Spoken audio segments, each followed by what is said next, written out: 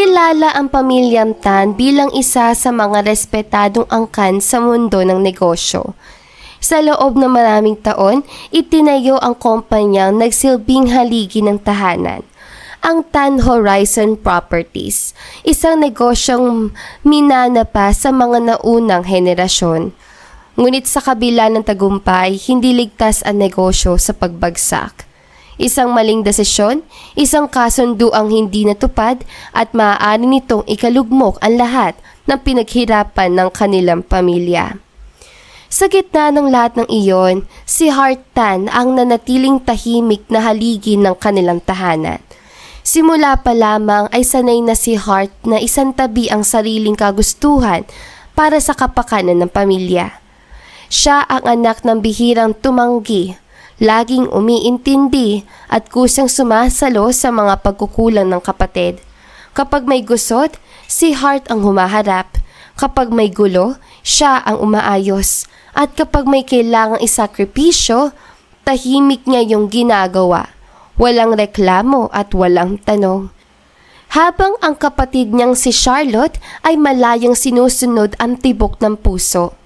Si Hart naman ay naiwan sa likod. Hawak ang responsibilidad na hindi niya kailanman hiniling. Isang gabi, nadatnan ni Hart ang mga magulang na balisa at halatang may mabigat na iniisip. Nakatungo ang ama habang ang ina naman ay paulit-ulit na pinupunasan ang mga mata. Hart? Mahinang tawag ng ina, nanginginig ang tinig. May problema po ba? Agad na tanong ni Hart, bakas ang pag-aalala sa mukha. Huminga ng malalim ang ama bago nagsalita. Tumakas ang kapatid mo. Sabi ng ama ni Hart, mabigat ang bawat salitang binigkas. Iniwan niya ang lalaki ipinagkasundo namin. Nanlaki ang mga mata ni Hart, parang biglang nawala ang hangin sa paligid. Tumakas po? Ulit ni Hart, halos pabulong. Oo, wika ng ina ni Hart na humahagulhol. Hindi na namin siya makontak at nasa alanganin na ang negosyo ng pamilya natin. Tahimik na nakinig si Hart. Ramdam niya ang unti-unting pagbigat ng dibdib na para bang alam na niya ang susunod na sasabihin ng mga magulang kahit hindi pa man yun ibinibigkas. Hart, wika ng aba sabay tingin sa kanya. Ikaw na lang ang maaasahan namin. Nanigas si Hart sa kinitatayuan niya. Ano pong ibig niyo sabihin? Mahinang tanong niya, bagamat malinaw na nasa isip niya ang sagot. Pumalit ka. Pakiusap anak. Diretsahang sabi ng ama. Ikaw ang magpakasal. Hindi siya agad nakapagsalita. Si Hart, tila ba nabingi siya sa sarili niyang tibok ng puso. Ako po? Nanginginig na wika ni Hart. Pero, hindi naman po ako pinagkasundo. Alam namin. Sagot ng ina ni Hart, pilit na pinipigil ang iyak. Pero kung hindi matutuloy ang kasal, tuluyang babagsak ang kumpanya. Ikaw na lang ang solusyon. Napayuko si Hart, hindi niya inisip ang sarili kung handa ba siya, kung masaya ba siya o kung kaya niya. Ang una niya naisip ay ang pamilya. Arranged marriage lang naman. Dagdag ng ama.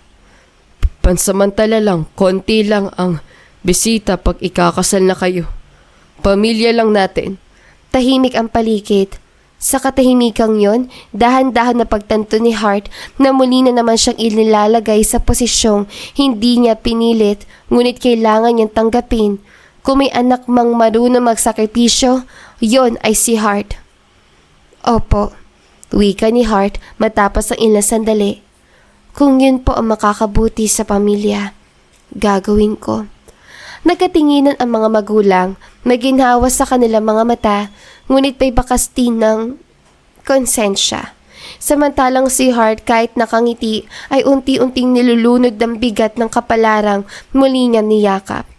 Hindi pa niya alam na ang desisyong iyon ang magsisilbing pintuan sa isang buhay na hindi niya kailanman inakalang magiging kanya. Tahimik ang umaga ng kasal, masyadong tahimik, para sa isang araw na inaasahang magiging simulan ng bagong buhay. Walang ingay na banda, walang bulungan na mga bisita at lalong walang masiglang halakhakan. Ang buong simbahan ay tila nakikibagay sa bigat ng desisyong ginawa ni Hart. Isang desisyong hindi bunga ng pag-ibig kundi ng pangangailangan. Habang inaayos ang laylay na suot niyang simpleng bestida, nakatitig si Hart sa sariling reflection sa salamin. Hindi siya mukhang isang babaeng ikakasal dahil sa saya. Wala sa kanyang mga mata ang ningning ng pananabik. Sa halip, naroon ng katahimikan ng isang taong handang gampanan ang papel na itinakda ng kapalaran. Anak, mahinang wika ng ina ni Hart habang inaayos ang belo niya. Pasensya ka na. Ngumiti si Hart, pilit na pinatatatag ang loob. Okay lang po ma, sagot ni Hart. Gusto ko lang pong makatulong. Hindi na nakapagsalita ang ina, mahigpit na niyakap nito ang anak. Parang gustong bawiin ang lahat ng sakit na idinudulot ng araw na iyon. Ilang minuto pa, tumunog ang mahinang musika, hudyat na oras na para maglakad si Hart patungo sa altar. Huminga siya ng malalim bago humakbang. Sa bawat yapak ni Hart sa pasilyo, dama niya ang mga mata sa kanyang mga magulang at magulang na lalaki na naging saksi sa kasunduang kasal. Ngunit hindi yun ang iniisip niya. Ang laman ng isip ni Hart ay ang lalaki naghihintay sa dulo ng pasilyo, ang lalaking magiging asawa niya kahit hindi niya kilala. Habang papalapit siya sa altar, doon pa lamang niya tuluyang nasilayan ang mukha ng lalaki. Hindi ito gwapo, iyon ang una at tapat na obserbasyon ni Hart. Ang mukha ng lalaki ay may bahagyang asimetriko ang hulma. May bakas ang pagod ang paligid ng mga mata. Ang ilong nito ay hindi matangos at ang balat ay may kapansin-pansing peklat na tila hindi na itago kahit pa sa maingat na pag-aayos. Isa itong mukhang hindi mapapalingon ang kahit sinong babae sa daan. Ngunit habang mas tumatagal, ang tingin ni Hart, napapansin niya ang hindi kayang itago na panlabas sa anyo ang katahimikan sa kilos ng lalaki. Ang maayos itong tindig at ang respeto sa paraan ng pagtitig. Walang yapang, walang pagmamataas at walang halong panguhusga. Hindi siya tinignan na parang isang ari-arian. Hindi rin siya sinukat na parang isang kasunduan. Tahimik lang itong nakatayo, tila handa ring akuin ang kasal kahit pa malinaw na pareho silang hindi pumili nito. Okay lang. Bulong ni Hart sa sarili habang patuloy siya naglalakad. Hindi naman mahalaga ang itsura. Para kay Hart, hindi kailanman naging sukatan ng pagkatao ang anyo. Mas mahalaga sa kanya ang asal, ang kabutihan at ang kakayahang rumespeto. Kung mabait lang ang lalaki, sapat na yon. Na makarating siya sa altar, bahagyang yumuko ang lalaki bilang pagbate. Salamat sa pagdating. Wika ng lalaki, mababa at kalmadong tinig. Salamat din, sagot ni Hart ng magalang. Walang kaba sa pagitan nila, wala ring kilig, para silang dalawang taong nagkita para sa isang formal na kasunduan. Hindi isang kasal. Mabilis lang ang seremonya, walang mahahabang pangaral ang pare, walang luha ng tuwa, tanging malinaw na mga tao at tahimik na pagsagot. Tinatanggap mo ba si Nathaniel bilang kabiyak na iyong buhay? Saan ng pare? Opo, sagot ni Hart na walang pag-aalinlangan. At doon pa lumehistro sa utak ni Hart na Nathaniel pala ang pangalan ng kanyang magiging asawa. Tinatanggap mo ba si Hart bilang kabiyak na iyong buhay? Wika ng pare. Opo, sagot ng lalaki, diretso ang tingin. Nang ipahayag sila mag-asawa, walang palakpakan, tanging may hinambuntong hininga ng mga saksi. Pagkatapos ng seremonya, agad ding natapos ang lahat. Walang engranding handaan, walang sayawan, walang salo-salo. Isang simpleng tanghalian lamang kasama ang pamilya. Puno ng formalidad at iilang pilit ng ngiti. Habang nakaupo si Hart sa tabi ng asawa, napansin niyang hindi man lang siya nito iniistolbo. Hindi rin siya tinatanong ng kung ano-ano. Tahimik lang itong kumakain, parang iniiwasan siyang mailang. Sa isang sandali, napansin ni Hart na iniuusog ng lalaki ang baso ng tubig palapit sa kanya. Uminom ka. Wika ng lalaki, mahinahon. Halatang napapagod ka. Nagulat si Hart, ngunit ngumiti siya. Salamat, sagot ni Hart. Okay lang ako. Hindi siya tinanong kung masaya ba siya. Hindi rin siya pinangakuan ng anuman. Ngunit sa simpleng kilos sa yun, naramdaman ni Hart ang isang uri ng paggalang na bihirang ibinibigay. Sa loob-loob niya, may bahagyang ginhawang nadama. Hindi siya umaasang mamahalin siya ng lalaki ito. Hindi rin niya inaasahang mamahalin niya ito. Ngunit kung magiging maayos ang kanilang pagsasama, kung magiging magalang at payapa yon, at higit pa sa sapat. Ang bagong bahay ay tahimik. Masyadong tahimik para sa 2 taong bagong kasal.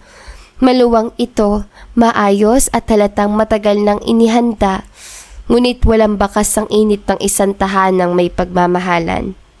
Para itong isang lugar na dinisenyo, hindi para sa pagsisimula ng pamilya, kundi para sa pansamantalang paninirahan. Nang dumating sina Hart at ang kanyang asawa, agad silang sinalubong ng mga magulang ni Nathaniel.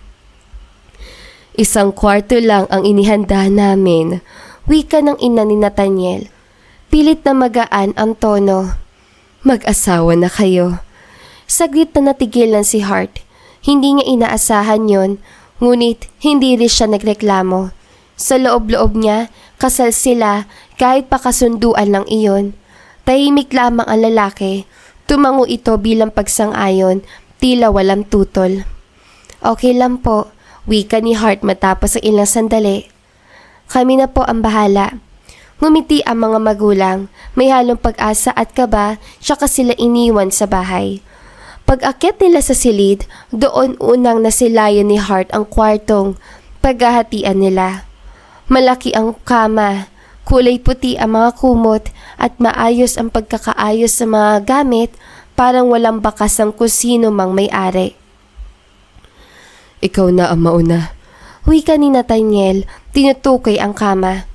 May mga tatawagan pa ako. Tumango si Hart. Sige, sagot ni Hart. Walang alinlangan, walang tanong, para lamang silang 2 estrangherong nagkasundo na magbahagi ng iisang espasyo. Simula noon, ganoon na ang naging takbo ng kanilang mga araw. Umuuwi ang lalaki ng gabi, kung minsan ay halos hating gabi na.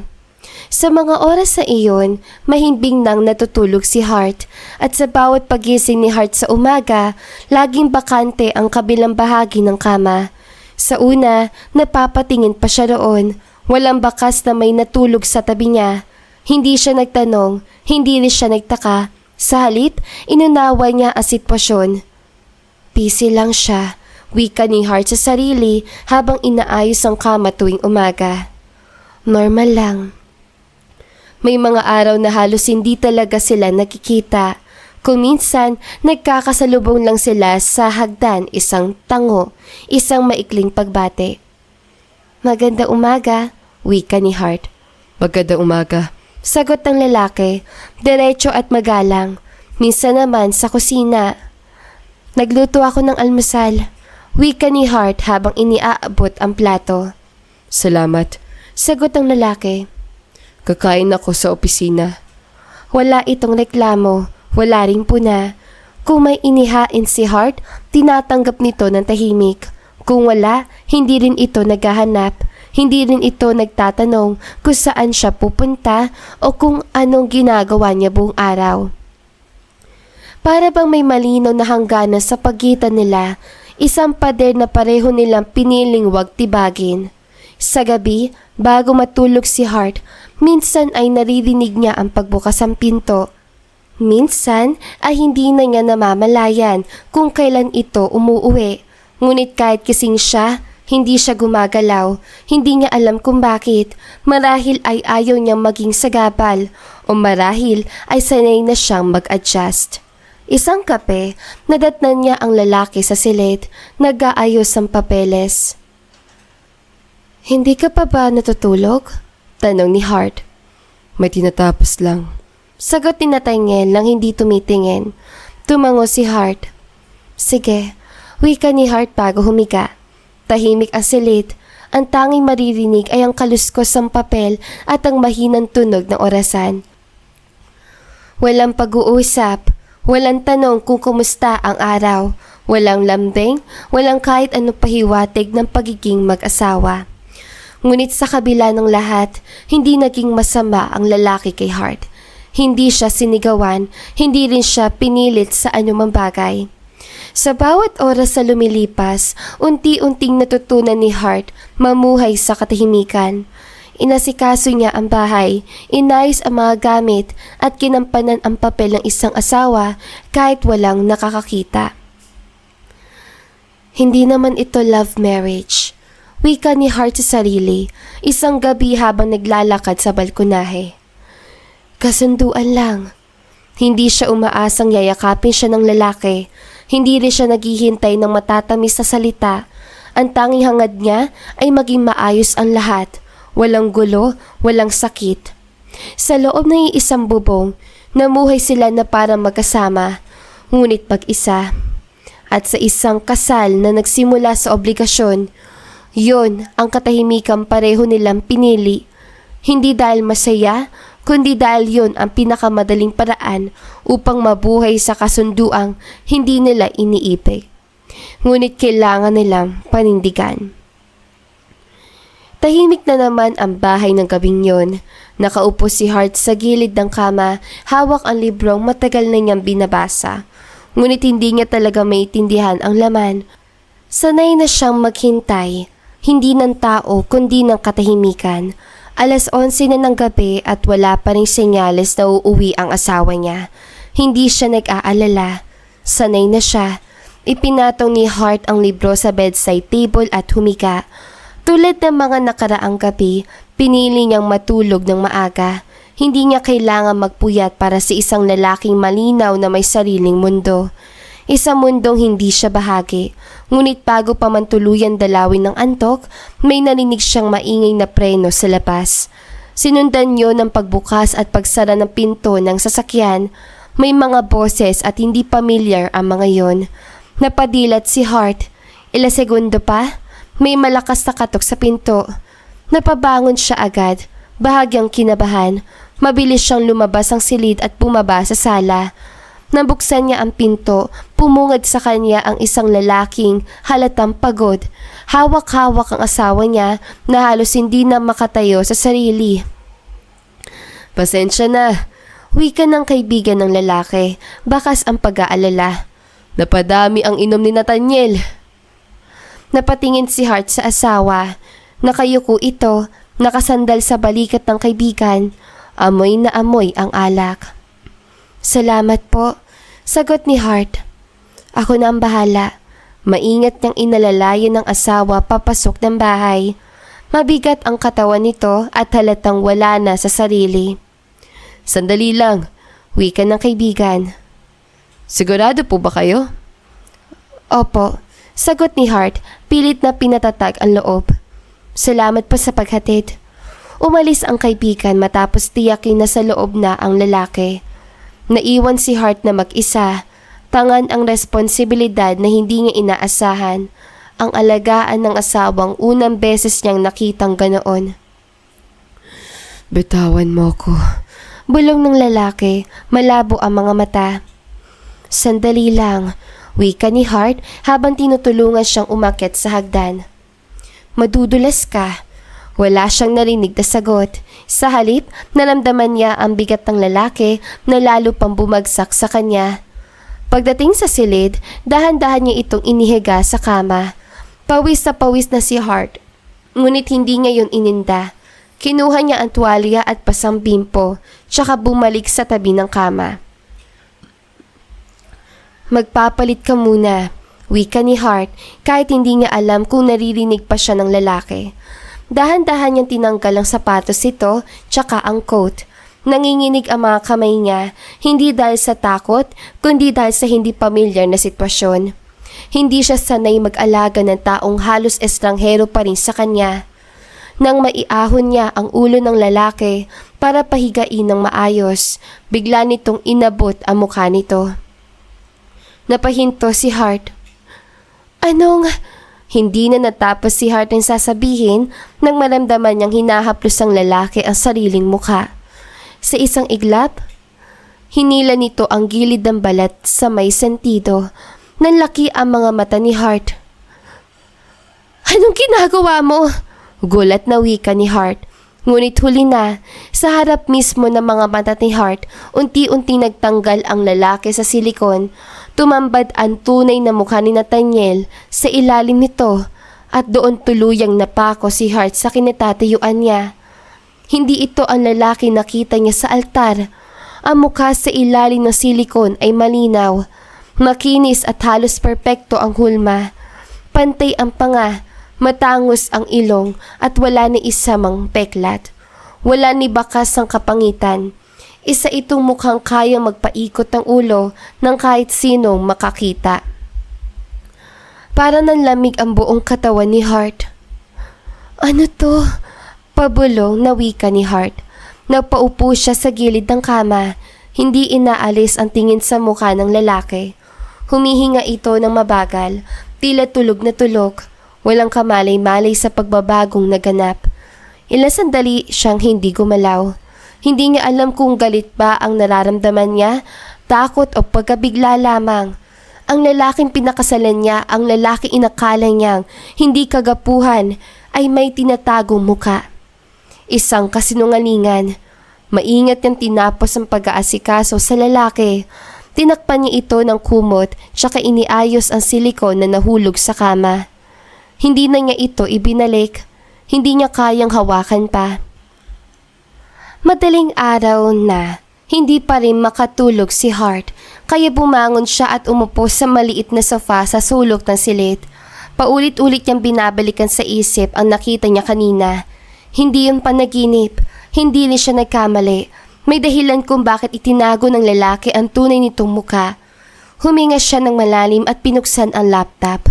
Dahan-dahan niyang itinipa ang pangalan ng asawa, ang pangalang ginamit sa kasunduan. Hindi siya handa sa lalabas. Sa unang pahinga pa lang ng resulta, bumugad na sa kanya ang mga headline. World's Youngest Business Tycoon Expands Global Empire. Most Influential CEO of the Decade. The Man Who Controls the Market. Nanlaki ang mga mata ni Hart. Sunod-sunod ang mga artikulo, larawan at interview. Ang mukha sa mga larawan yun, ang mukhang nakita niya sa ilalim ng silikon. Isang lalaki na kinikilala sa buong mundo.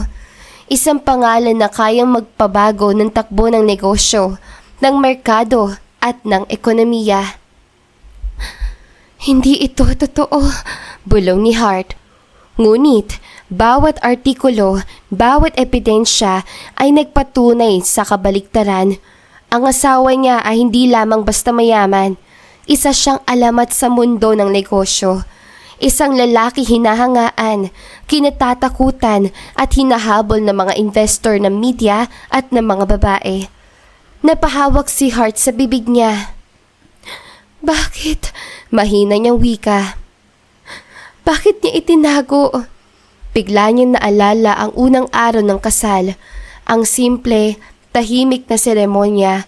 Ang lalaking walang yabang, walang pang-angkin, walang kahit anong pahiwatig ng kapangyarihan. Lahat pala ay sinadya. Dahan-dahang napalingon si Hart sa kama, kung saan mahimbing pa rin natutulog ang asawa niya. Walang kaalam-alam na nabunyag na ang lihim. Sa sandaling yon, isang bagay ang malinaw kay Hart. Ang kasal na akala niya simple at tahimik ay mas komplikado kaysa sa inaakala niya. At ang lalaking pinili niyang pakasalan kahit hindi niya mahal ay hindi basta-basta. Kinabukasan, maaga pa lang, nagising si Hart sa banayad na liwanag na umaga na dumadaan sa manipis ang kurtina. Tahimik ang bahay, walang tunog ng telepono, walang yabag sa sahig, tila ang mundo ay nakahinto sa isang sandali. Ngunit ang tahimik na katahimikan ay biglang nagbago nang dahan-dahang buksan ni Nathaniel ang kanyang mga mata. Agad niyang nakasalubong ang mga mata ni Hart. Tahimik ngunit nakatuon. Wala sa mga ito ang anumang damdaming lumalabas. Wala pang galit, wala pang saya. Tila nakatingin lamang sa kanya at sinusukat ang bawat kilos. Ngunit sa simpleng pagtitig na yon, nahulog sa isip ni Nathaniel ang isang bagay na matagal niyang ikinubli. Ang silikon na nakalapag sa tabi niya sa maliit na lamesa sa tabi ng kama. Nanlaki ang mga mata ni Nathaniel. Hindi niya inasahan na mapapansin agad ni Hart ang lihim niyang itinago kagabi. Ang bawat sandali, bawat kilos niya noong lasing siya ay muling nabuhay sa isip niya. Ang bigat ng katawan niya sa kamay ni Hart. Ang dahan-dahan, paghilay niya sa maskara ng silikon at ang mga matang tahimik ngunit mapanuri na nagbantay sa kanya. Tumigil si Nathaniel sa paghinga sandali at sa katahimikan ng paraan. Hinawakan niya ang mismong silikon. Ramdam niya ang malamig at makinis sa balat sa ilalim nito. Ang mukha na matagal niyang itinago mula sa mundo at higit sa lahat, mula sa babaeng nakaharap sa kanya. Pagkatapos sa ilang minuto, naglakas loob si Nathaniel na lumapit sa gilid ng kama kung saan nakaupo si Hart. Hindi niya alam kung paano sisimulan ng pag-uusap. Sa wakas, napabulong siya, halos hindi marinig. Hart, kailangan natin mag-usap. Saad ni Nathaniel. Huminga si Hart ng malalim. Tumayo siya at dahan-dahang nilapitan ng asawa. May halong kaba at kuryosidad sa mga mata niya, ngunit malinaw na handa siyang pakinggan ang paliwanag. Gusto ko maging tapat sa'yo. Wika ni Nathaniel, pilit na pinipigil ang tensyon sa boses niya. Hindi ko sinadya na saktan ka o linlangin. Ngunit may dahilan kung bakit ko itinago ang tunay kong muka. Tumango si Hart. Tahimik. Hindi siya nagmadali. Hindi rin siya nagtanong agad. Alam niyang may lalabas na paliwanag at handa siya makinig. Ito ang totoo. Pagpapatuloy ni Nathaniel. Sinadya kong isuot ang silikon para malaman kong may babaeng papayag na pakasalan ako kahit hindi dahil sa pera, kapangyarihan o itsura. Gusto kong makita kung papayag ka sa akin dahil ikaw mismo ang magpapasya, hindi dahil sa pangalan ko o sa posisyon ko sa mundo. Nanlaki ang mga mata ni Hart. Hindi siya makapaniwala sa naririnig niya. Unti-unting nauunawaan niya ang bigat ng desisyon ng lalaki, ang hindi pangkaraniwang paraan upang subukan ang katapatan at tunay na damdamin ng isang tao. Ginawa mo yun para sa akin? Tanong ni Hart, mahina ngunit malinaw. Oo. Sagot ni Nathaniel. Hindi ko ginusto na palampasin ang pagkakataon na malaman kung may babaeng totoong tatanggap sa akin bilang tao, hindi bilang isang pangalan o simbolo ng kayamanan. At sa lahat ng nakilala ko, ikaw lamang ang nagpakita ng ganitong pagtanggap. Tahimik na natili si Hart. Ang dibdib niya ay punong-puno ng halo-halong damdaming pagkagulat, kalituhan at isang kakaibang uri ng paghanga. Hindi niya inaasahan ng ganitong paliwanag. Hindi niya inaasahan na sa ilalim ng maskara, may lalaking handang ilagay sa panganib ang sariling reputasyon para lamang subukan ang kanyang katapatan. Hindi ko alam kung paano ko haharapin ito. Bulong ni Hart, pilit pinapakalma ang sarili. Ngunit isang bagay ang malinaw ngayon. Ngayon mo na sinabi ang katotohanan. Tumango si Nathaniel. Alam kong mali ang paraan at alam kong may epekto ito sa tiwala mo sa akin. Napatingin si Hart sa mukha ng lalaki. Ang mukha na ngayon ay buo, walang pagtatago at buhat sa kabaliktaran ng kanyang unang impresyon. Napansin niya ang mga mata nito.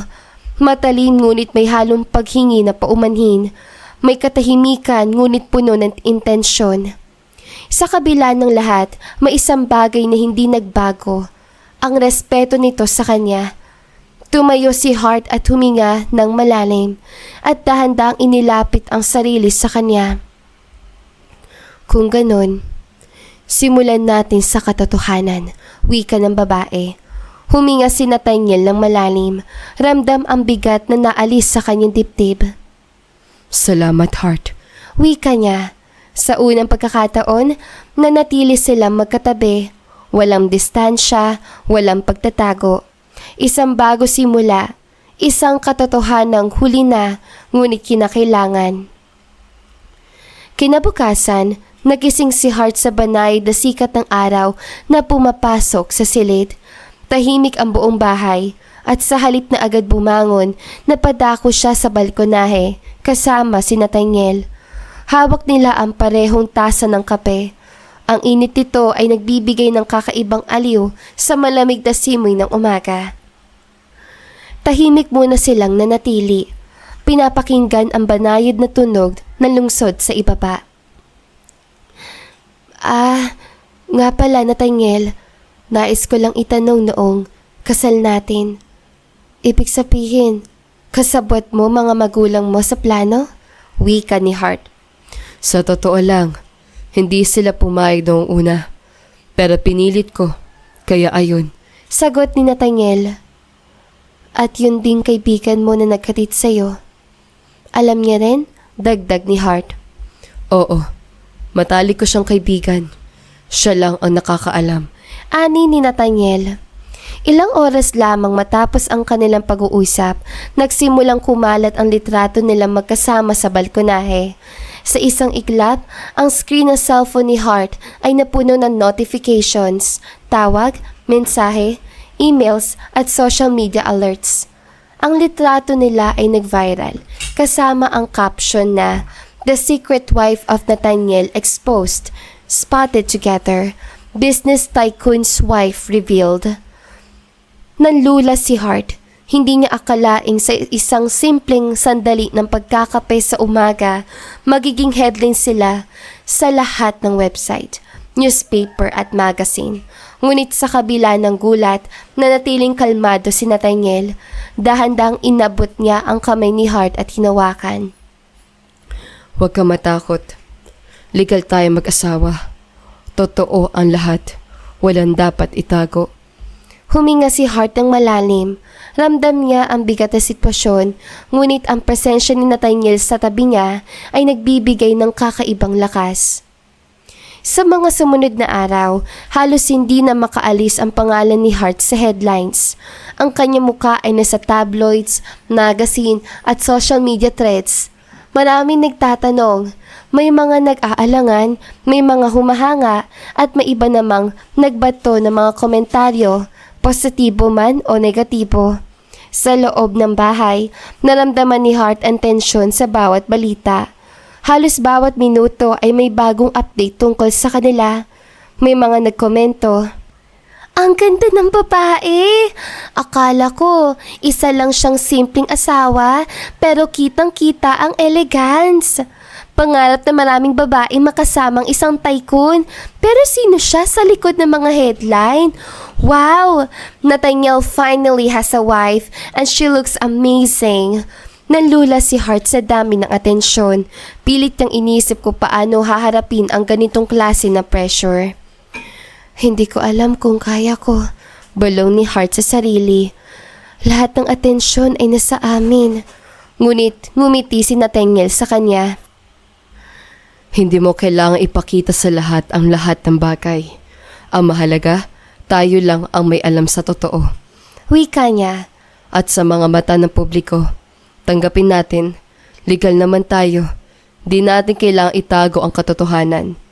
Ilang araw matapos kumalat ang litrato sa media, hindi na nagtagal ang kapayapaan ni Hart. Sa kalagitnaan ng hapon, narinig niya ang malakas sa kalabog sa gate. Kasunod nito ang sigaw na pamilyar na boses, ngunit nakakabigla. "Hart! Lumabas ka! Ang asawa ko ay akin! Akin siya!" Sigaw ni Charlotte. Tumayo si Hart. Napansin ang kaba sa dibdib niya, ngunit pinilit manatiling kalmado. Binuksan niya ang pinto at doon niya nakita si Charlotte, ang nakababatang kapatid, galit na nakasandal sa gate. "Charlotte," mahinahong wika ni Hart, pilit pinapakalmang sarili. "Huwag kang ganito. Halika muna rito sa loob." Tumakbo siya papasok sa gate at sumisigaw. "Hindi mo ko maintindihan. Ako ang tunay na asawa at hindi ikaw, Hart. Pamalit ka lang." Huminga ng malalim si Hart at lumapit kay Charlotte ng maingat. "Charlotte, umupo ka muna. Makinig ka sa akin." Saad ni Hart ng mahinahon. "Wala tayong dahilan para magwala dito sa harap ng iba. Makakaapekto lang ito sa atin at lalo na sa'yo." Tumayo si Charlotte ng galit na galit. "Hindi ko na kailangang makinig sa'yo. Ako ang may karapatan kay Nathaniel. Ibalik mo sa akin ang asawa ko." "Charlotte," mahinahong wika ni Hart. "Hindi mo ito magagawa sa paraan ito. Alam kong galit ka at isa pa, hindi ko naman kasalanan na tumakas ka dahil ayaw mo magpakasal noong una." Ani ni Hart, ngunit nagtaas ng boses si Charlotte. "Whatever. Ibalik mo siya sa akin." Galit na saad ni Charlotte. Tumindig si Hart, pinilit mapanatili ang kalmadong tinig. "Charlotte, alam mo bang lahat ng kagaguhan mo sa buhay, ako yung sumasalo? Napilitan lang ako noong una dahil alam mo ang negosyo natin na pabagsak na. At ikaw, nasaan ka? Ang alam mo lang namang gawin ay tumakas. Wala kang paninindigan. Kaya ngayon wag mo sabihin na ibalik ko ang asawa mo dahil una pa lang ikaw yung lumayo." Saad ni Hart.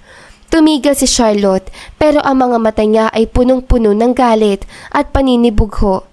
Muli siyang sumigaw, nanginginig sa emosyon. "Kung hindi mo gagawin, ilalabas ko sa social media. Sasabihin ko sa lahat na ako ang tunay na asawa ni Nathaniel. At ikaw ay pamalit lang." Galit na giit ni Charlotte. Tahimik na huminga si Hart. Alam niyang hindi ito biro. Isa itong banta na kayang magwasak ng reputasyon at katahimikan ng kanilang pamilya. Hindi sumunod si Hart sa hinihingi ni Charlotte.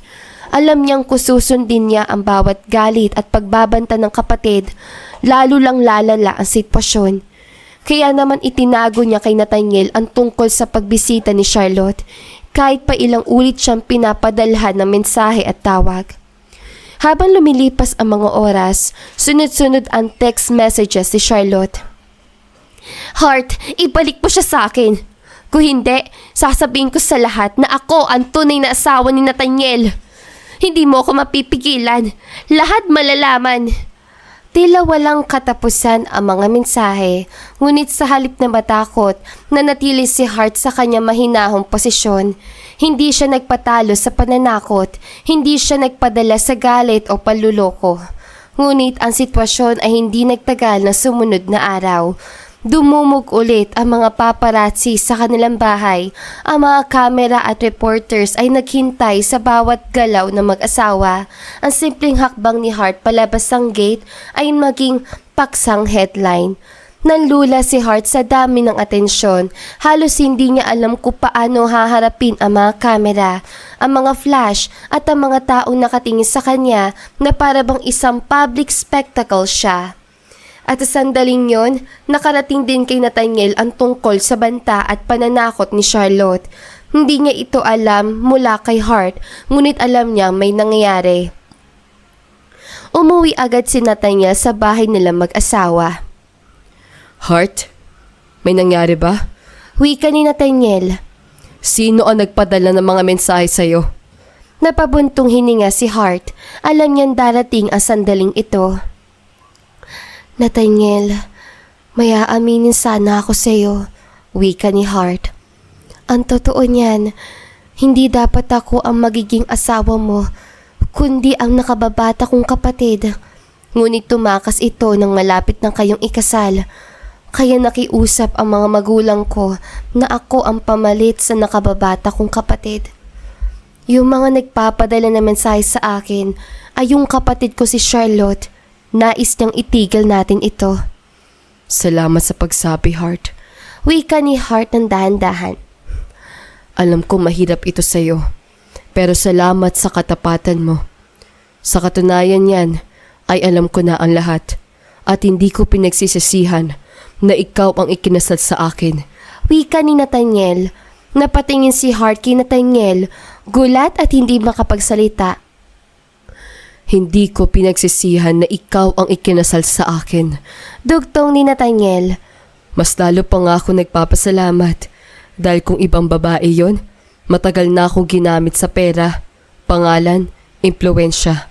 Pero ikaw, nananatili ka kahit wala kang kasiguraduhan. Napayuko si Hart, pilit pinipigil ang panginginig ng dibdib. Pasensya na, nilihim ko pa sa'yo ang pagpunta ni Charlotte. Ngumiti si Nathaniel, marahan ngunit matatag. Pinotektahan mo lang ang sarili mo. At ngayon, ako naman ang gagawa ng hakbang. Ilang oras lamang ang lumipas, opisyal nang inanunsyo ni Nathaniel ang isang press conference. Dinumog ang bulwagan ng media, mga kamera, mikropono, reporters at mga headline na sabik sa bagong iskandalo. Magkahawak kamay na pumasok sina Nathaniel at Hart. Tahimik ngunit matatag ang kanilang mga hakbang. Ramdam ni Hart ang kaba, ngunit masangingibabaw ang tapang. Hindi na siya ang babaeng laging umaako at nananahimik. Tumayo si Nathaniel sa harap ng podium. Ako si Nathaniel. Panimula ng lalaki. At narito ang aking asawa, si Hart. Agad umingay ang bulwagan. Maraming lumabas na isyo. Nagpapatuloy ni Nathaniel. Kaya narito kami ngayon upang sabihin ang totoo. Oo, arranged marriage ang simula ng kasal namin. Ngunit legal ito. Totoo ito. At pinili naming panindigan. Biglang may sumigaw mula sa hanay na mga bisita. Hindi totoo yan! Galit na sigaw ni Charlotte habang tumatayo. Ako ang dapat na asawa niya. Siya ang ipinalit lang. Nagkagulo ang buong bulwagan. Nagsimula magbulungan ang media. Lahat ng kamera ay nakatutok kay Charlotte. Humakbang pasulong si Hart. Charlotte. Wika ni Hart, malinaw at matatag ang tinig. Ito na ang huling beses na tatahimik ako. Napatigil ang lahat. Matagal kitang pinotektahan, dugtong ni Hart. Tinakpan ko ang mga pagkakamali mo. Inintindi kita kahit ako ang nasasaktan. Pero hanggang dito na lang. Kinuha ni Hart ang isang folder at inilapag yun sa mesa. Narito ang lahat ng mensahe mo. Wika ni Hart habang binubuksan ang folder. Ang mga banta, ang pananakot, ang pilit mong paninira. Ipinakita sa malaking screen ang screenshots, mga text ni Charlotte. Ibabalik mo siya sa akin. Kung hindi sisirain kita sa media, sasabihin kong ako ang tunay na asawa. Napaatras si Charlotte. Hindi yan totoo. Totoo, sabat ni Hart. At matagal ko nang tiniis. Tumindig si Nathaniel sa tabi ni Hart. Walang sino man ang may karapatang takutin ng asawa ko. Mariin niyang wika. At walang puwang sa buhay ko ang kasinungalingan.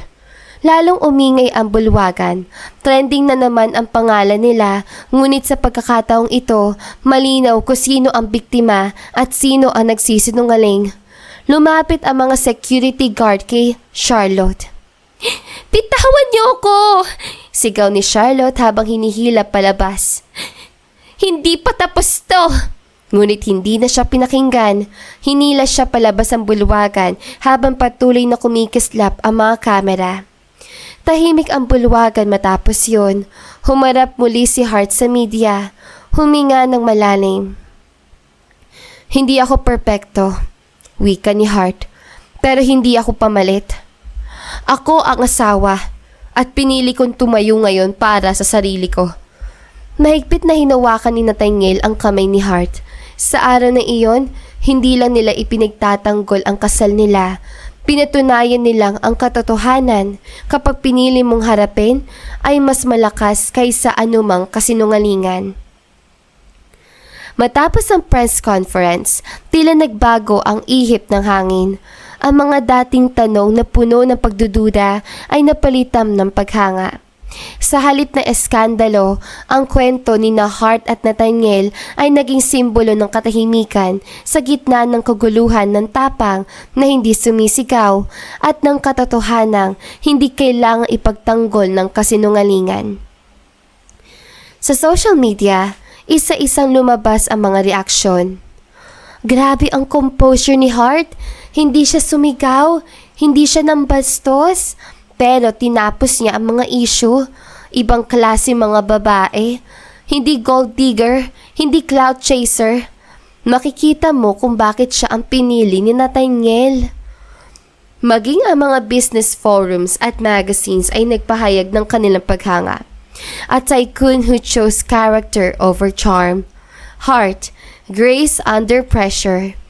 Sa bawat artikulo, paulit-ulit na binabanggit ang isang bagay ang katahimikan ni Hart ay hindi kahinaan, kundi lakas.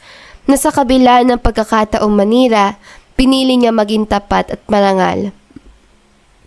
Samantala, si Nathaniel ay lalong hinangaan, hindi lamang bilang isang matagumpay na negosyante, kundi bilang lalaking marunong tumayo sa tabi ng babae.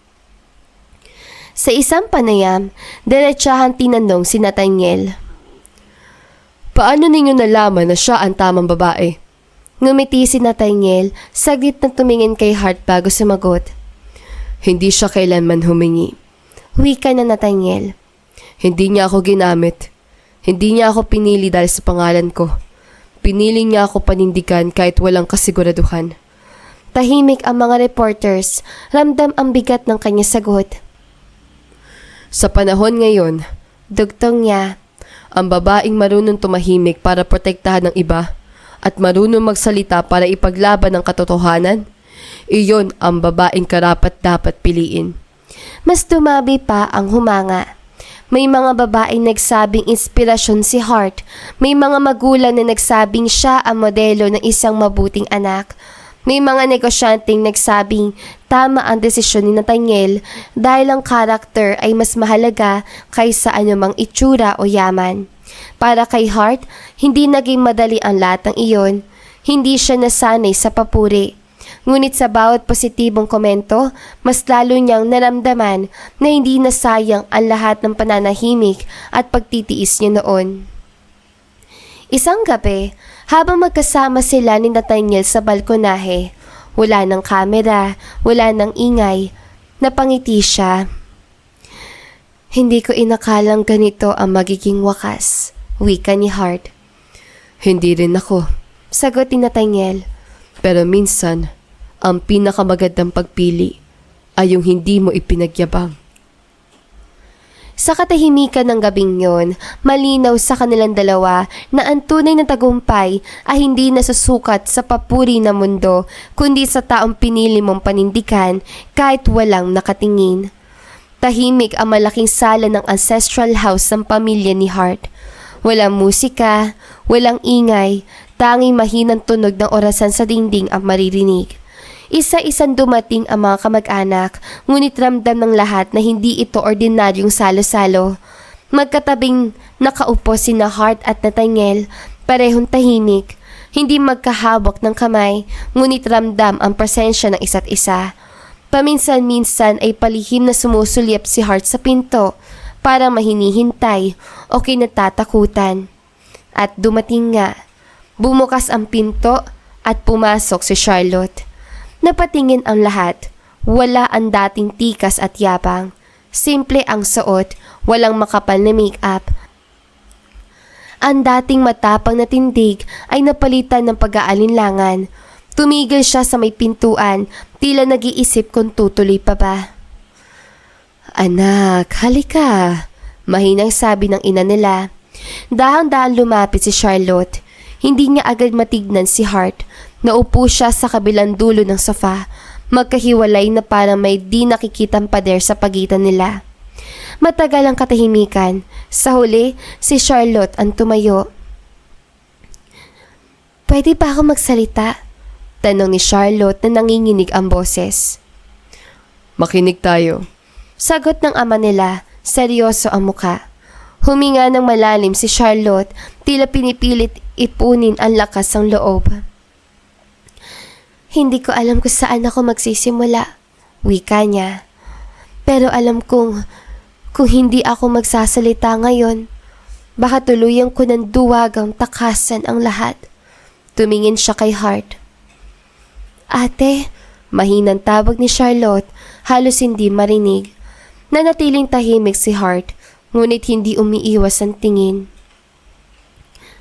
Ate, pasensya na, dugtong ni Charlotte. Alam kong ilang beses ko nang sinabi ang salitang sorry sa buhay ko. Pero ngayon lang ako totoong humihingi ng tawad. Lumunok siya at nangingilid ang luha. Tinakot kita. Sinaktan kita. Pinahiya kita sa harap ng buong mundo. At mas masakit doon, ginawa ko yon hindi dahil mahal ko siya, kundi dahil inggit ako sa'yo. Nagulat ang ilan, napayuko ang ina nila. Inggit ako, ulit ni Charlotte. Sa'yo, ate. Dahil kahit kailan, ikaw ang pinipiling umunawa. Ikaw ang lagi nauuna para sa pamilya. Samantalang ako, sanay na inuuna ang sarili ko. Napailing siya, tumulo ang luha. Akala ko kapag kinuha ko ang sayo, magiging sapat na ako. Pero lalo lang ako naging empty. Tahimik ang lahat. Tumayo si Hart. Charlotte, mahinahon yung tawag. Napatingala ang kapatid. Hindi mo alam kung ilang gabi ako hindi makatulog. Wika ni Hart. Hindi dahil sa galit, kundi dahil hindi ko maintindihan kung paano mo nagawang saktan ako ng ganoon. Huminga siya ng malalim. Nasaktan ako, natakot ako, at oo, minsan naiisip ko hindi na kita kapatid. Napaluhod halos si Charlotte sa kinatatayuan niya. Pero, dugtong ni Hart, habang nakikita kitang ganyan ngayon, hindi ko nakikita ang babaeng gustong manira. Nakikita ko ang kapatid kong naligaw. Tumingala si Charlotte, umiiyak. Ate, hindi ko hinihiling na maging okay agad ang lahat. Kahit wag mo muna akong kausapin, kahit wag mo muna akong patawarin. Ngumiti ng bahagya si Hart, malungkot ngunit totoo. Hindi kita kayang yakapin ngayon. Amin niya. Hindi pa. Bubagsak ang balikat ni Charlotte. Pero pinapatawad kita. Dagdag ni Hart. Hindi dahil deserve mo agad, kundi dahil ayokong dalhin habang buhay ang bigat ng galit. Naluha ng tuluyan si Charlotte. Salamat! Paulit-ulit niya sabi. Salamat, ate. Pangako, hindi na ako magiging kanon. Tahimik na nagsalita si Nathaniel lang sa wakas. Ang pagpapatawad ay simula. Wika ng lalaki. Pero ang pagbabago, pinatutunayan. Tumango si Charlotte. Handa akong patunayan kahit gaano katagal. Tahimik ang bahay na makauwi si Hart at Nathaniel. Wala na ang mga bisita, wala na ang bigat na mga mata ng pamilya. Tanging mahinang tunog ng kanilang mga hakbang sa sahig ang maririnig habang papasok sila sa loob. Inilapag ni Nathaniel ang susi sa mesa. Hindi siya agad nagsalita. Si Hart naman ay dumiretso sa may bintana, nakatanaw sa madilim na hardin na tinatamaan ng ilaw ng buwan. Matagal ang katahimikan. Napagod ka. Wika ni Nathaniel, hindi tanong kundi obserbasyon. Ngumiti ng bahagya si Hart. Oo, sagot niya. Pero parang gumaan din. Lumapit si Nathaniel, ngunit may kaunting distansya pa rin, parang sinisigurong hindi siya lalampas sa hanggang hindi pa handa si Hart. Hindi madaling magpatawad. Wika ni Nathaniel. Lalo na kung pamilya ang nanakit. Tumango si Hart. Matagal ko ring inisip kung tama ba ang ginawa ko. Amin ni Hart. Kung pinatawad ko pa siya dahil kapatid ko siya o dahil pagod na akong magalit. Tingin ko, Sagot ni Nathaniel. pinatawad mo siya dahil kilala mo ang sarili mo. Napalingon si Hart sa kanya. Anong ibig mo sabihin? Hindi ka marunong mamuhay na may dalampuot. Wika ni Nathaniel. At yun ang isa sa mga dahilan kung bakit humahanga ako sa iyo. Bahagyang uminit ang pisngi ni Hart. Hindi ka ba natatakot? Tanong niya. Na baka masaktan ulit ako? Natakot, Sagot ni Nathaniel ng diretso. pero mas natakot akong pigilan ka sa pagiging ikaw. Lumapit na siya ng kaunti.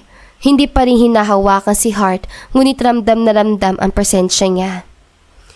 Heart, Wika ni Nathaniel, mas mababa ang boses. kanina, habang pinapakinggan kita, doon ko mas lalong naitindihan kung gaano kabigat ang lahat ng pinasan mo kahit hindi pa tayo tunay na magkasama noon. Huminga ng malalim si Hart. Hindi ko rin akalaing kakayanin ko. Bulong niya. Lalo na noong una, para tayong dalawang estrangherong ikinulong sa isang kasunduan. Napangiti si Nathaniel. Hanggang ngayon, parang unti-unti pa rin natin binubuksan ang pintuan. Wika niya. Sa wakas, naglakas loob si Hart na humarap sa kanya ng buo. Pero gusto kong subukan. Wika ni Hart.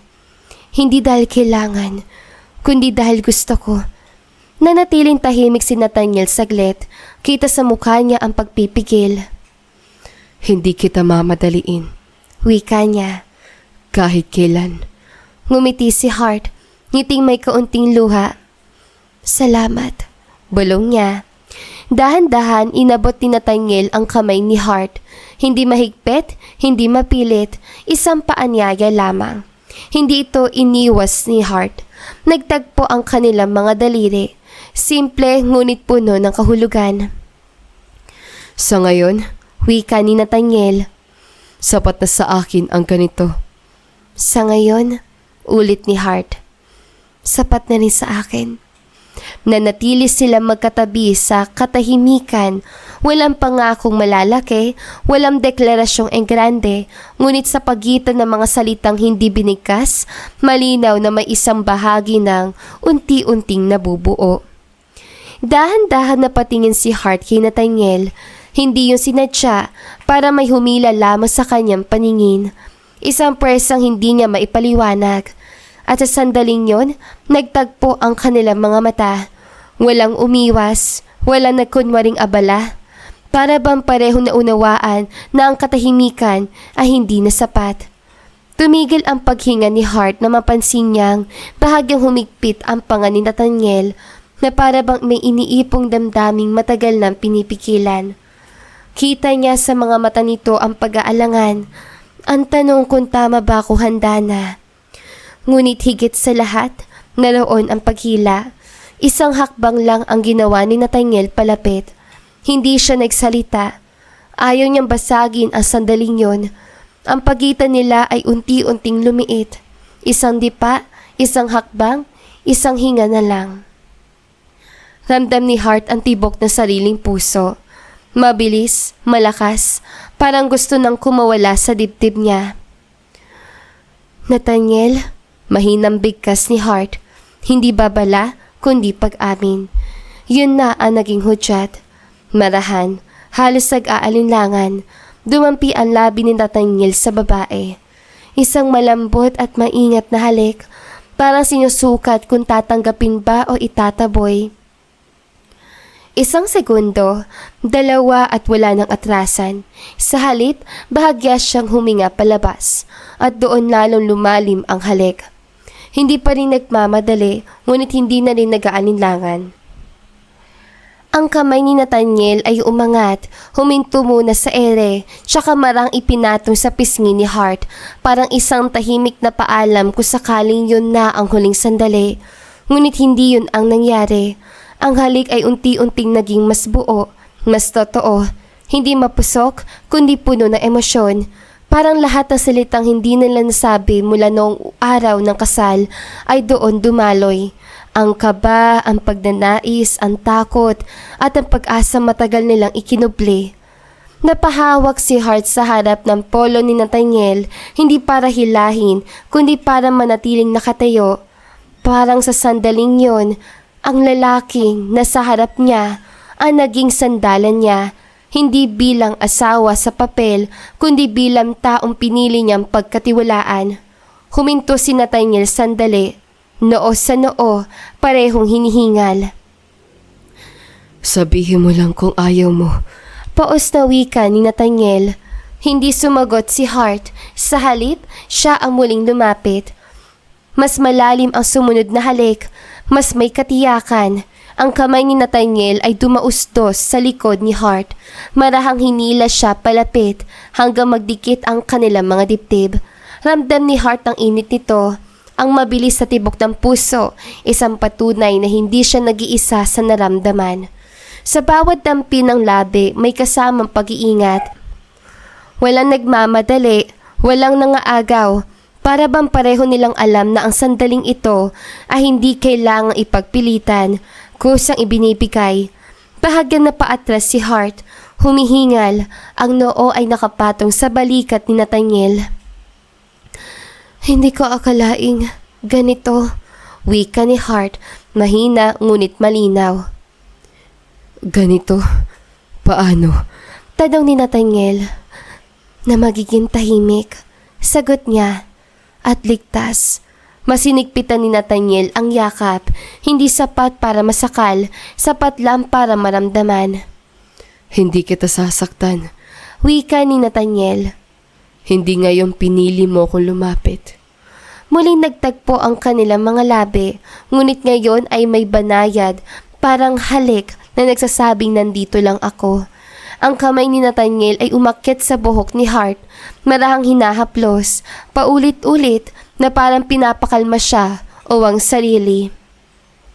Hindi nagtagal, naupo sila sa sofa, magkatabi sa una, hanggang sa si Hart mismo ang sumandal sa lalaki. Inilagay ni Nathaniel ang braso sa paligid ni Hart at doon lamang nila hinayaang humupa ang init ng sandali. Walang sumunod na halik, walang pilitang higit pa, at doon naging malinaw kay Hart. Ang unang halik na yon ay hindi simula ng pagnanasa, kundi simula ng pagpili. Pagpiling mananatili, pagpiling magtiwala, pagpiling hayaan ng sarili na maramdaman.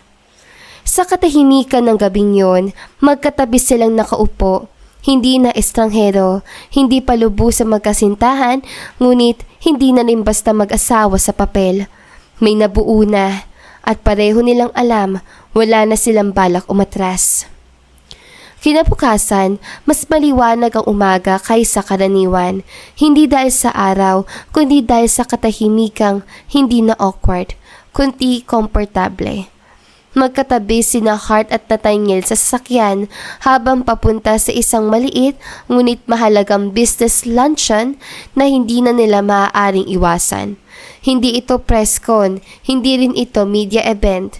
Ilang business partners lamang, mga taong matagal nang kasama ni Nathaniel sa industriya. Ngunit para kay Hart, pakiramdam niya ay mas mabigat pa ito kaysa sa mga kamera. Tahimik siyang nakatingin sa bintana, hawak ang strap ng bag niya. Ramdam ni Hart ang bahagyang paggalaw ng sasakyan at ang mas malinaw ang presensya ni Nathaniel sa tabi niya. Hart, Wika ni Nathaniel, mahinahon. okay ka lang ba? Napalingon siya.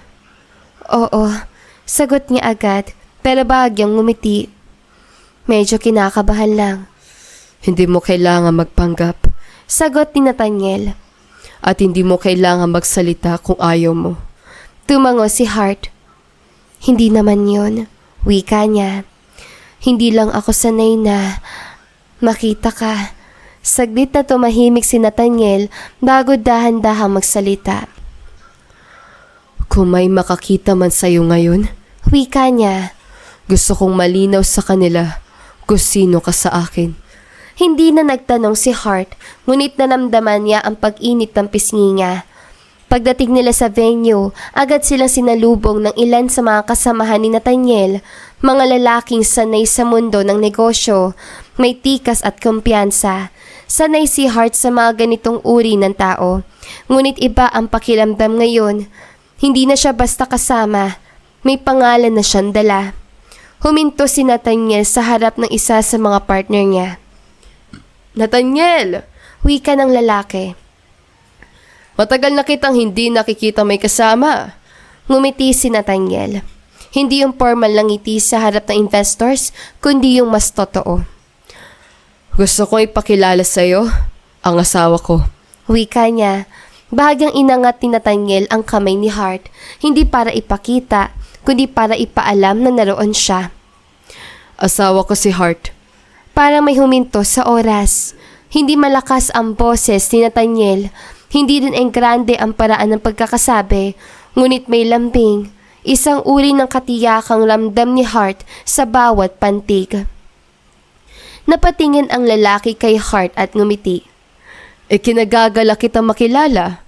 Wika nito. Mukhang maswerte si Nathaniel. Bago pa makasagot si Hart, marahang nagsalita si Nathaniel. Ako ang maswerte. Naramdaman ni Hart ang bahagyang pagpisil ni Nathaniel sa kanyang kamay. Isang maliit na kilos, ngunit sapat para patatagin siya. Habang naglalakad sila papasok, bahagyang yumuko si Nathaniel at bumulong. Huminga ka lang. Nandito lang ako. Tumango si Hart. Salamat. Mahina niya sagot. Sa buong luncheon, hindi palagi magkatabi ang kanilang mga upuan, ngunit sa bawat tingin ni Hart sa direksyon ni Nathaniel, palagi niya nasasalubong ang mga mata nito. Parang tahimik na paalala na hindi siya nag-iisa. At sa unang pagkakataon, hindi siya nakaramdam ng takot sa salitang asawa. Hindi ito naging tanikala, naging tahanan. Nang matapos ang event at makabalik sila sa kotse, tsaka lamang huminga ng malalim si Hart. Kanina, wika ni Hart, nakangiting bahagya. No sinabi mong asawa mo ko. Sagot ni Nathaniel. Parang doon ko lang talaga naramdaman, dugtong niya, na hindi lang tayo papel. Bahagyang ngumiti si Nathaniel, tumingin sa kanya. Hindi ko sinabi yun para sa kanila. Wika niya. Sinabi ko yun dahil yun ang totoo. Sandaling katahimikan, ngunit ngayon hindi na yun mabigat. Isang araw, habang tahimik na kumakain si Hart sa hapagkainan, bigla siya napahinto. Kanina pa niya kinakain na almusal na inihanda ng kasambahay. Simpleng pritong itlog at tinapay, mga pagkain karaniwan lang at pamilyar.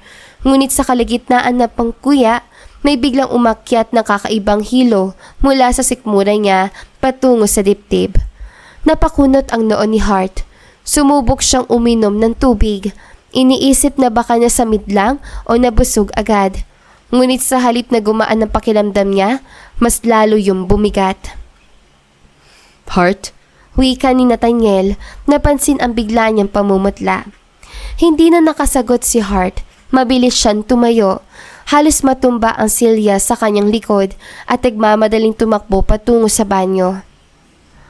Bago pa man niya maisara ang pinto, doon na siya tuluyan na pasuka.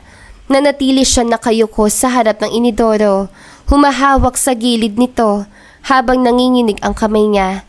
Wala namang gaanong laman ang kanyang sikmura, ngunit paulit-ulit pa rin ang paghilab nito na parang may gustong ilabas. Hart! Tawag din Nathaniel mula sa labas, halatang nag-aalala. Buksan mo ang pinto! Mahina niyang binuksan ang pinto. Agad siyang inalalayan ni Nathaniel, inilayo ang kanyang buhok sa muka at hinaplos ang likod niya. Masakit ba? Tanong ni Nathaniel. Umiling si Hart. Hingalin. Hindi. Parang nasusuka lang talaga ako. Tinulungan siya ni Nathaniel na maghugas ng bibig, tsaka pinaupo sa gilid ng bathtub. Kinuha nito ang tuwalya at marahang pinunasan ang noo niya. Kanina ka pa ba ganyan? Tanong ni Nathaniel. Hindi, sagot ni Hart. Bigla lang. Ngunit kahit sinabi niya yon, may kung anong bumalik sa alaala niya. Ang mga umagang madaling pagod at mga amoy na biglang hindi niya matiis. Ang mga sandaling umiikot ang kanyang paningin kahit wala namang dahilan. Iniisip ko, baka stress lang to, wika ni Hart. Pero ngayon, parang iba. Hindi nagpakita ng gulat si Nathaniel. Sa halip, hinawakan niya ang kamay ni Hart, mahigpit pero kalmado. Hart, Wika ni Nathaniel. hindi pa man natin alam masagot. Pero ano man ito, hindi ka nag-iisa. Tumingin si Hart sa lalaki at doon niya naramdaman ang unti-unting pagluwag ng takot sa kanyang dibdib. Natatakot ako, amin ni Hart. Hindi ko alam kung handa na ba ako. Hindi naman kailangang handa ka agad. Sagot ni Nathaniel. Ang mahalaga, sabay nating haharapin. Tumango si Hart, may bahagyang luha sa mata. Bukas, wika ni Hart. Magpapacheck ako. Hindi, Sagot ni Nathaniel lang may lambing. magpapacheck tayo. Tahimik ang loob ng klinik habang magkatabi sina Hart at Nathaniel. Hawak ni Nathaniel ang kamay ni Hart. Mahigpit ngunit banayad. Parang takot na baka mawala ang sandaling iyon. Kapag binitawan niya, hindi nagsalita si Hart. Nakatingin lamang siya sa sahig. Pinakikiramdaman ang sariling paghinga. Ilang araw na siyang may hinala ang pagkahilo. Ang mabilis sa pagkapagod, ang kakaibang tibok ng puso tuwing umaga, ngunit iba pa rin kapag kumpirmasyon na ang kaharap. Ngumiti ang doktor matapos tignan ang resulta. Congratulations! Wika ng doktor. You're pregnant! Nanlaki ang mga mata ni Hart at bago pa man niya mapigilan, napahawak siya sa tiyan. Parang doon niya unang naramdaman ang bigat at hiwaga ng salitang iyon. Nathaniel, mahinang bigkas ni Hart. Hindi agad nakapagsalita si Nathaniel. Tila natulala siya. Nakatitig lamang sa doktor, tsaka kay Hart na para bang inuulit sa isip kung tama ba ang narinig niya. Dok, Paos na wika ni Nathaniel. sigurado po ba? Ngumiti ang doktor. Very sure. Sa sandaling yon, niyakap ni Nathaniel si Hart. Mahigpit, puno ng emosyon, parang doon lang niya pinayagan ang sarili niyang huminga. Salamat. Bulong ni Nathaniel, hindi malinaw kung para kanino. Sa Diyos, sa kapalaran o kay Hart. Paglabas sila ng klinik, mas tahimik si Nathaniel kaysa karaniwan. Ngunit iba ang katahimikan niya ngayon. Hindi malamig, kundi puno ng kasayahan.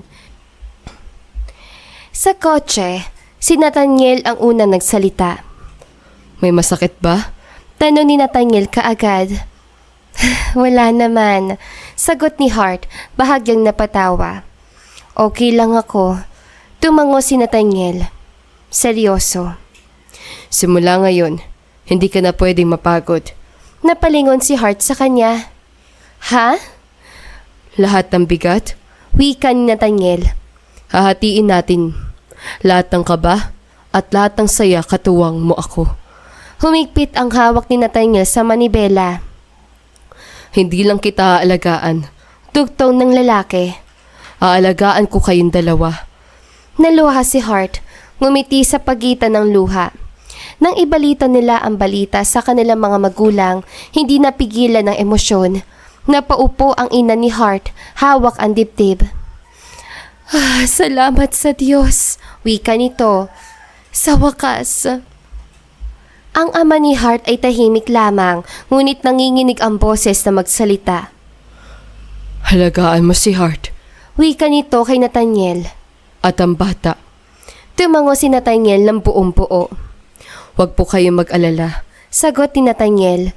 Sa panig naman ng pamilya ni Nathaniel, halos hindi magkasya ang saya. Ang ina nito ay agad lumapit kay Hart, hinawakan ng mga kamay niya. Anak, wika nito. Hindi ka na nag-iisa. May pamilya ka na ngayon at may munting buhay na umaasa sa'yo. Mula noon nagbago ang lahat. Si Nathaniel na dating laging abala ay natutong magbawas ng oras sa trabaho. Siya ang unang gumigising para tiyaking may mainit na gatas si Hart. Siya rin ang huling natutulog, sinisigurong maayos ang una ng kanyang asawa. Hindi na siya naiinitan, na hindi siya nagugutom. Masyado kang OA, biro ni Hart minsan. Ngumiti si Nathaniel habang inaayos ang kumot. Hindi. Sagot ni Nathaniel. Responsable lang. At sa bawat haplos niya sa sinapupunan ni Hart, maingat at naramdaman ni Hart ang lalim ng pagmamahal na hindi na kailangang ipangako. Dumating ang bata, hindi bilang plano, kundi bilang pagpapatibay. At sa unang pagkakataon, alam ni Hart, ang pamilyang minsang nabuo dahil sa kasunduan ay ngayon pinagbubuklod na ng isang himala. Labis ang pawis ni Nathaniel, halos hindi niya maramdaman ang sariling paghinga habang mabilis na binabaybay ang kalsada. Isang kamay mahigpit sa manibela, ang isa ay paulit-ulit na sumusulyap kay Hart na nakahiga sa passenger seat. Namumutla ito, pawisan ang noo at nanginginig ang mga daliri habang mahigpit na humahawak sa tiyan. Hindi pa dapat ngayon. Mahinang wika ni Hart, halos pabulong pero malinaw ang sakit sa boses. Nalaki ang mata ni Nathaniel. Sandali na lang. Mariin niya sagot. Malapit na tayo. Hawakan mo lang ako. Ako na ang bahala. Isang malakas na pag-uga ang dumaan sa katawan ni Hart. Napapikit siya, napahigpit ang hawak sa manggas si Nathaniel. Nathaniel, masakit! Garalgal niyang wika. Para may pumiga sa dibdib ni Nathaniel, hindi ito bahagi ng plano, hindi ito ang araw na pinaghandaan nila. Ilang linggo pa yun ang sabi ng doktor. May oras pa, may panahon pa, ngunit ngayon parang gumuho ang lahat ng kontrol na akala ni Nathaniel. Huwag ka matakot. Paulit-ulit na wika ni Nathaniel kahit siya mismo ay nanginginig. Narito ako. Hindi kita iiwan. Huminto ang sasakyan sa harap ng ospital na may matamis na tunog ng preno. Halos hindi na niya naisara na maayos ang pinto nang buhatin niya si Hart palabas. Tulong! Sigaw ni Nathaniel habang tumatakbo papasok. My wife! She's in labor. Mabilis ang kilos ng mga nurse. Isang stretcher, isang tawag sa doktor, isang koridor na parang walang katapusan. Habang itinutulak si Hart palayo, hinabol ni Nathaniel ang stretcher. Mahigpit ang kapit sa kamay nito. Nathaniel, tawag ni Hart, nanginginig. Huwag mo kong iiwan. Hindi niya napigilan ang sariling yumuko siya. Idinikit ang noo sa noo ni Hart. Hinding-hindi. Mariin na wika ni Hart. Pangako. Ngunit sa susunod na sandali, huminto ang mga nurse. Sir, hanggang dito na lang po kayo, wika ng isa. Parang binuhusan ng malamig na tubig si Nathaniel. Ano? Kailangan na po naming ipasok si ma'am. Ayaw bumitaw ng kamay ni Nathaniel, nanginginig ang mga daliri niya. Please. Pakiusap ni Nathaniel. Papasok ako. Kailangan ako ng aking asawa. Nagkatinginan ang mga nurse, tsaka tumango ang isa. Okay po, mabilis lang. Sa loob ng delivery room, mas malinaw ang tensyon. Ang bawat segundo ay tila isang oras. Hawak ni Nathaniel ang kamay ni Hart. Ramdam ang panginginig nito. Huminga ka. Paulit-ulit na utos si Nathaniel kahit nanginginig din ang sariling boses. Tignan mo ko. Ako lang. Natatakot ako. Wika ni Hart, luwaang nakatingin sa kanya. Napasinghap si Nathaniel, pinigilan ang sariling luha. Ako rin. Tapat niyang sagot. Pero mas matapang ka kaysa sa iniisip mo. Isang malakas na kirot ang dumaan kay Hart. Napasigaw siya, napahigpit ang kapit kay Nathaniel.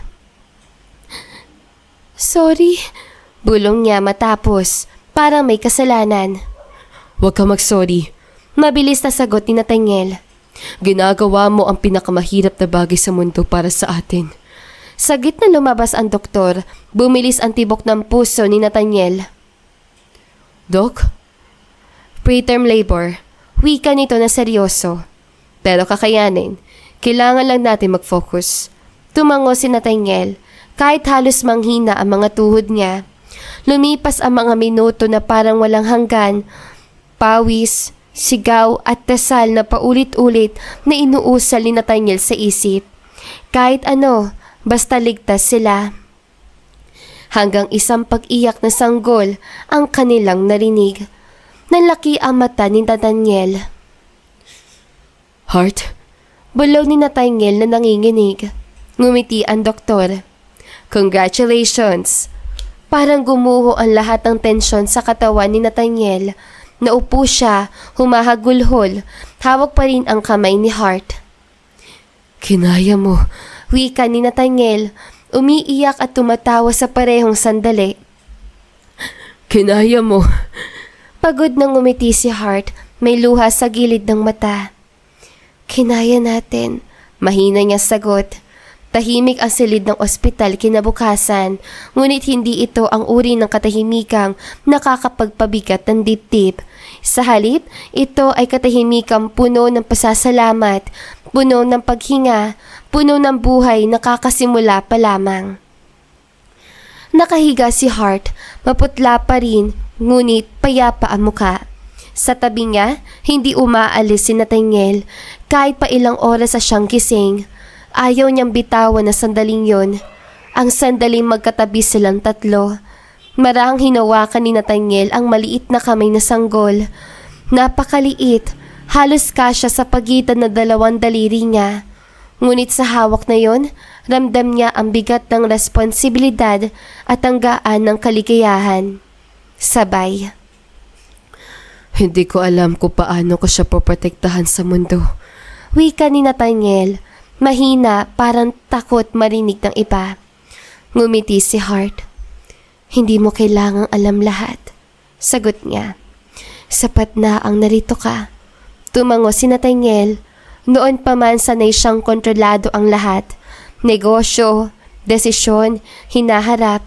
Ngunit sa silid na yon, natutunan niyang may mga bagay na hindi kailangan planuhin. Kailangan lamang piliin. Dumating ang kanilang mga magulang ng isa-isa. Walang magarbong salita. Ang ina ni Hart ay marahang humaplo sa buhok ng anak niya. Tahimik na umiiyak. Ang ama nito ay tumango kay Nathaniel. Isang tahimik na pasasalamat. Isang tahimik na tiwala. Sa panig ng pamilya ni Nathaniel, may ngiting hindi maitago. Hindi lang negosyo ang naipamana mo sa amin. Wika ng ina nito. Pamilya ang mas mahalaga. Lumipas sa mga araw, kasabay ng paggaling ni Hart ay ang unti-unting paghubog ng bagong ritmo ng kanilang buhay. May mga gabing halos hindi sila matulog, may mga umagang pagod ngunit masaya. May mga sandaling nagkakatitigan sila ni Nathaniel. Sa gitna ng katahimikan, pareho ng pagod ngunit parehong ayaw magpalit ng lugar. Hindi pala madali, minsang wika ni Hart habang pinapatulog ang bata. Ngumiti si Nathaniel, hawak ang bote ng gatas. Walang madaling mahalaga. Sagot ni Nathaniel. Unti-unting umatras si Nathaniel mula sa mundo ng ingay. Mas kaunting meeting, mas maraming oras sa bahay. Hindi dahil pinilit siya, kundi dahil yon ang kanyang gusto. Sa unang pagkakataon, hindi siya tumatakbo patungo sa tagumpay. Naroon na siya. Isang hapon, habang pinapadapuan ng araw ang bintana ng nursery, nakaupo si Hart Cecilia, hawak ang sanggol. Tahimik siyang pinagmamasdan ni Nathaniel mula sa pintuan. Sa eksenang yon, malinaw sa kanya kung gaano kalayo na ang narating nila. Lumapit siya, marahang niyakap si Hart mula sa likuran. Naalala mo ba? Wika ni Nathaniel. Kung paano tayo nagsimula? Napangiti si Hart. Paano ko makakalimutan? Sagot ni Hart. Ako ang pumalit. Hindi. Mariing sagot ni Nathaniel. Ikaw ang dumating. Humarap si Hart sa kanya. At hindi mo ba kailanman pinagsisihan? Umiling si Nathaniel, mariin ngunit mahinahon. Kung may isang desisyon akong hindi ko kailanman pagdududahan, Wika ni Nathaniel. yon ang piliin ka araw-araw. Sa gabing yon, magkatabi silang humiga sa kama. Hindi na sila kinakabahan sa katahimikan. Sa pagitan nila ay ang munting crib at sa loob nito ay ang patunay ng lahat ng kanilang pinagdaanan. Hindi perpekto ang simula nila. May mga lihim, may mga takot at may mga sugat. Ngunit natutunan nilang hindi kailangang perpekto ang simula para maging totoo ang wakas. Si Hart, ang babaeng minsang naging pamalit lamang, ay naging sentro ng isang pamilyang hindi niya inakalang magiging kanya. At si Nathaniel, ang lalaking nagtago sa likod ng maskara, ay natutong iharap ang sarili, hindi sa mundo, kundi sa taong pinili niyang mahalin. Sa dulo, hindi kasunduan ang nagbuklod sa kanila, hindi obligasyon, hindi pangangailangan, kundi pagpili. At sa pagpiling yon, natagpuan nila ang tahanang matagal nilang hinahanap sa isa't isa. At dito na nga po nagtatapos sa magandang istoryang ito. Don't forget to like, share, and subscribe. Hanggang sa muli, paalam! Malayo ka man, mahal, lagi mo tandaan. Hindi magbabago, pag-ibig ko'y sa'yo lamang.